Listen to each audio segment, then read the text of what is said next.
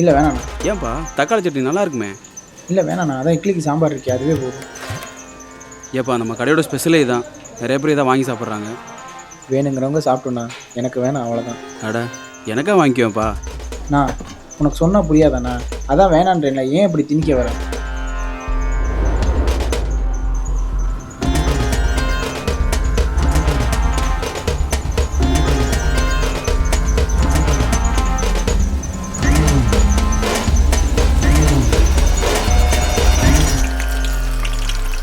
ஏய் தம்பி, இப்போ நான் சட்னி வைக்கிறேன், சாப்பிட்டு ஒழுங்கா கிளம்பு.